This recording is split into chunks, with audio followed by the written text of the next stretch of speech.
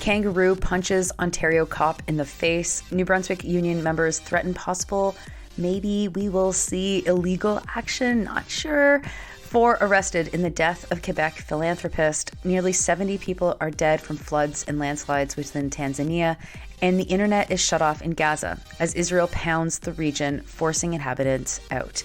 Good morning. It's Tuesday, December 5th. I'm Nora, still in Vancouver. Here are your headlines.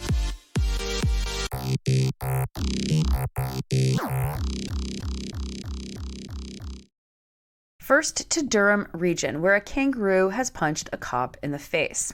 Yes, the local hero was let out at a pit stop between the Oshawa Zoo and something called the Fun Farm. Her final destination was a zoo in Quebec. The kangaroo was born in captivity and so had her first taste of freedom ever, quote, running along roads in Oshawa, unquote, after having escaped the pit stop. At 3 a.m., police spotted her in a rural property. The police followed the instructions of the kangaroo handler, who told them to grab the kangaroo by the tail.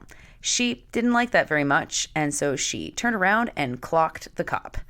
Oshawa Staff Sergeant Chris Beaulieu said this about the encounter, quote, "It's something that he and his platoon mates will be remembering for the rest of their careers," unquote. That's an interesting reaction about a cop being punched in the face. Maybe something to keep in mind. Anyway, unlike what happens when other people punch cops, this kangaroo was given time to rest up before continuing along her way to Quebec. Next to Victoria, where a man swerved into pro-Palestinian protesters, almost hitting them. The incident was caught on tape and led to his arrest. The report from Todd Coyne at CTV News relies on video shot by Donald Smith.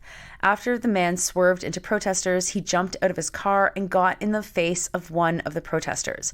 While the protester would have had every right to have clocked the guy, he didn't, and instead stands calm and still while he's being yelled at right in the face.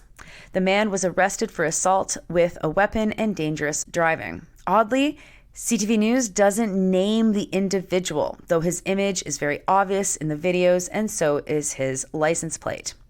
The National Council of Canadian Muslims denounced the attack and called on politicians to stem the tide of hate, unquote. Next to New Brunswick, CBC's Jacques Poitras is reporting that CUPE members in that province have, quote, raised the possibility of illegal strikes by their members over a Higgs government bill that would force them into a new pension plan, unquote.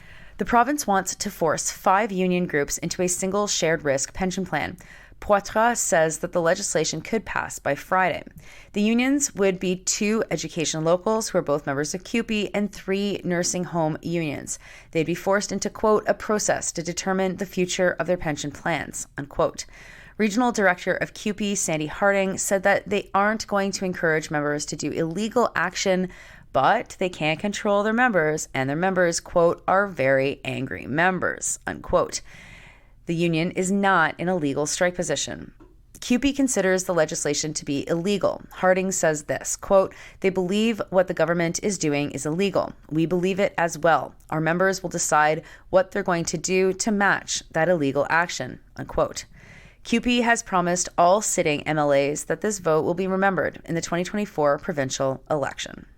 Next, there has been more news coming out about the suspicious death of Danielle Langlois and Dominique Marchand.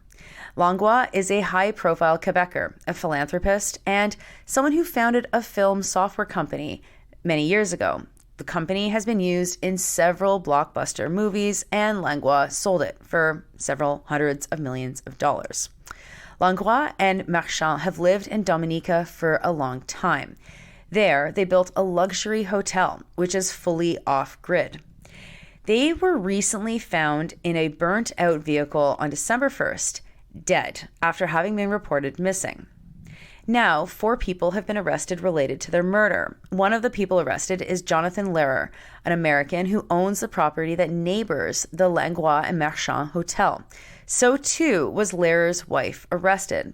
The 2 owners had fights over a pathway that touched Lehrer's property. The path has been subject of court action in previous years. Next to international news, at least 68 people have been killed by flooding in Tanzania. The flooding has also triggered several landslides. Of the dead, 23 were men and 40 were women. Some 116 people have been injured. 1,150 households have been impacted and 300 hectares of farmland have been destroyed, reports Al Jazeera. 100 homes have been destroyed in the village of Katesh. Katesh is north of Dodoma, the capital of Tanzania, by about 300 kilometers. The death toll from extreme weather has been rising in the past month. Hundreds of people were killed since October, when the rainy season started. The flooding comes after an extreme drought that made the soil too dry to be able to absorb and hold water. This increased the possibility of flash flooding. President Samia Suluhu Hassan was at COP28 the moment of the floods. She left early, but before, she said this, quote, "It must be said, unfulfilled commitments erode solidarity and trust and have detrimental and costly consequences for developing countries.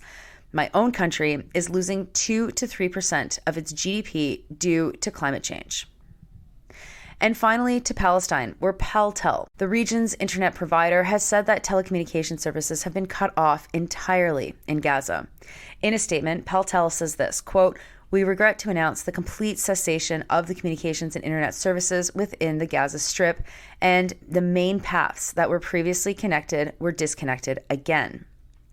Al Jazeera confirmed with the cybersecurity group NetBlocks that there is a, quote, "near total internet blackout," unquote, and that most residents would have no access to internet. Fighting has resumed after the short ceasefire. More than 15,899 people have been killed, according to Palestinian authorities, and 3/4 of the entire population has been forcibly displaced.